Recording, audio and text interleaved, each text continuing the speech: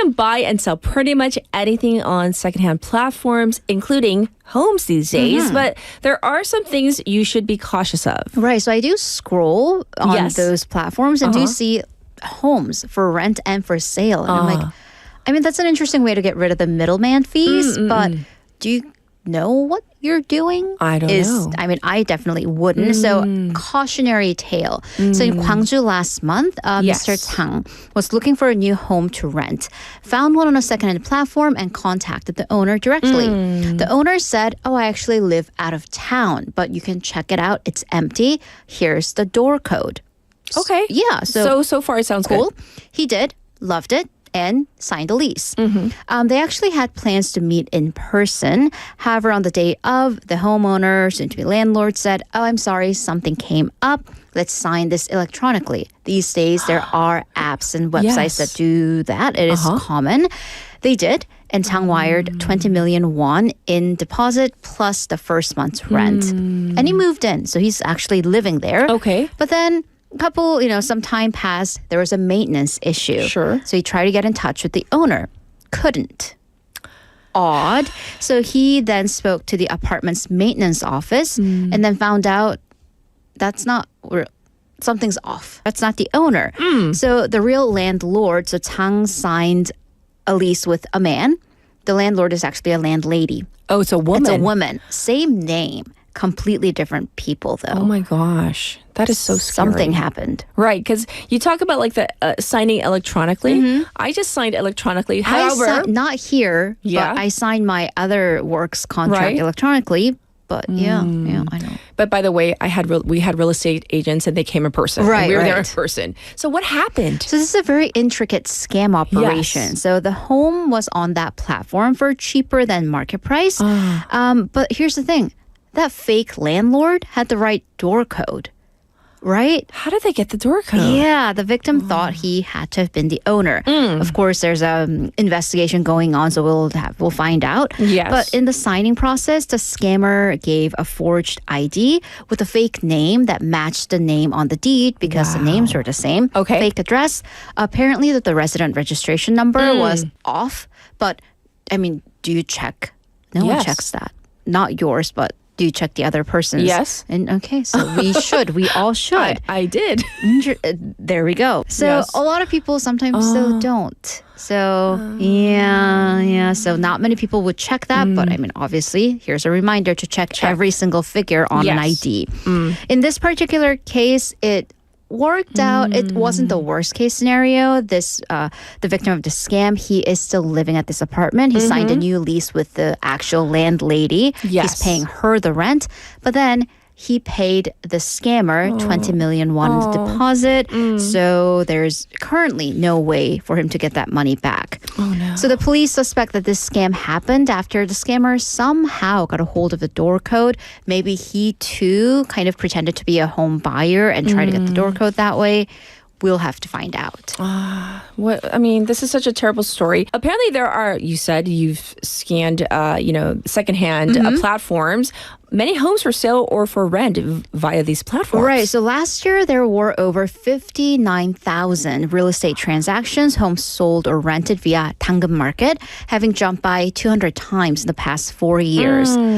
But this has also led to the police conducting raids on 18 properties for scam allegations, total damages amounting to 1.7 billion won. Yes. So be aware of that. The Land Ministry has distributed guidelines to these platforms that would have the platforms disclose the necessary information. But once again, they are guidelines and not enforced. Right. Let's move on. Using your phone while driving. That's a big no-no. You hear that spot all the time. So embarrassing. But the clip of this bus driver on his phone has gone viral. Yeah. Yes. Bad enough when you're driving your own car with yourself in it, but then you're driving a bus, which is a massive vehicle with other people. So this is according to an NBC report, a video by a bus passenger on Jeju Island. I mean, Jeju has tough roads. Yes. It's an island. It's very windy. Yes. So in the video, you see the driver. He keeps glancing to the left. And what is to his left? A phone by the driver's seat window. And he's driving with his right hand, and he's swishing and flicking the screen With his left hand? With his left hand Yeah. because he is moving the shorts up. So the passenger said that they were on the bus for about 30 minutes. During the entire duration, the driver was on his phone.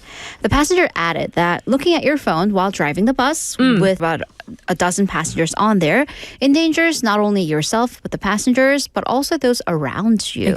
So by the way, of course this is illegal. Never be on your phone while you're driving. But if a bus or a taxi driver watches videos while operating their vehicle, this is actually in violation of the Passenger Vehicle Act. 여객 자동차법 on top of the Road and Traffic Act. Okay. And he or she may be fined up to 5 million won. This has been reported to the particular bus company. It says that they're waiting on the provincial government's administrative decision, so what the police or the courts decide, and will discipline the driver accordingly. Oh, please discipline. Please. Yeah. Yes. Let's move on. Up next, this is a court case involving middle school graduates who snuck back into their alma mater, meaning their former school, to get, of all things, free food. Right, which, you know, young adults do need to realize that it's something that may seem like a harmless prank. And we remember that case that we covered with the men's and the women's bathhouse sticker switching, which seems like a prank.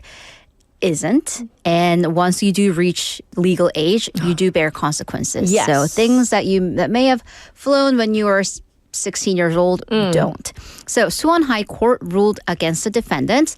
Two defendants here, a 20-year-old and a 17-year-old, held up the original court's ruling, finding them guilty of trespassing. Okay. So this 20-year-old has been sentenced to 6 months in prison, suspended for 2 years, with 300 hours of community service. So he's not really going to jail, but he will need to do many hours of community service. Right. The younger 17-year-old, 4 months in prison, suspended also for 2 years, 200 hours of community service. So what happened? There were actually 3 people in total. These two plus another 22-year-old. There's a separate case coming for him. Okay. They were indicted for sneaking into their old middle school back in 2023 And? via the back door to eat the school lunch for free. So what the 3 of them did, they went up to the school, told the security guard that, we are here to visit an old teacher. Okay. He said, okay, and they say that they had permission from the school's guard, who presumably just said okay. Well, what the court said is normally what schools do, and including this particular school, they don't normally allow for outsiders to go in without an appointment. That's true. And if they do, they have to go to the admin office to get a pass. Right. What happened with the defendants is that as soon as they entered the premises, they didn't go to the office, but straight to the cafeteria. Got lunch and started eating. Kids are tall these days and they Yes. develop early, but there's an obvious difference between a middle schooler and a 17, 20, 22-year-old. So a teacher actually went up to them and he or she told them to leave. They wouldn't until they called the police or they threatened to call the police. Okay. By the way, the third individual, a Yes. 22-year-old, was tried also for theft and sexual assault, was so tried in a different case. Okay. And has been sentenced to 2 years in prison with 40 hours of sexual assault treatment program. So that's a separate case. That's a separate case. Oh, That's a wow. whole other thing. Okay, Yeah. so if you want to pay respects to teachers, go Right. through the admin office and do so. If not, Make you're an not appointment. Call them ahead of Yes. time. All right, for our next story, this is an interesting way to save your parking spot. Yeah, I mean, everybody has a preferred parking spot. These Yes. days, with the heavy rain, underground parking spots are more popular. You're going to go to a grocery store and be like, oh, I wish I could just save it. I wish I could just have my family members stand there for about the next half an hour. We think it, but you don't actually say, get out, stand there. Maybe you do. I don't know. I mean, but the question is, could you ever save a parking spot?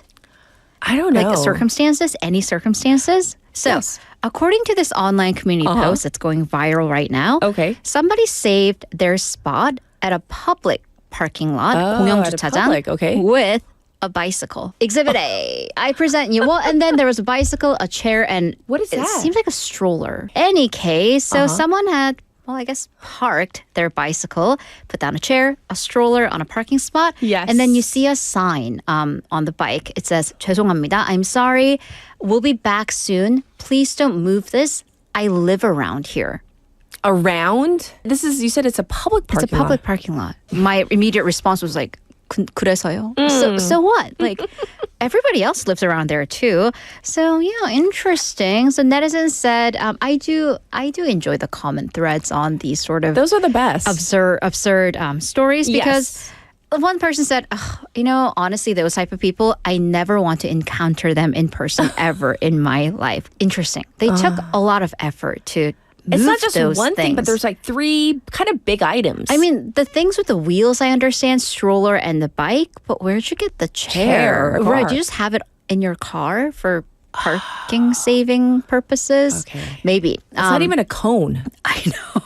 And another one, I want to change the sign on the bicycle to say free bike. Like somebody take it off.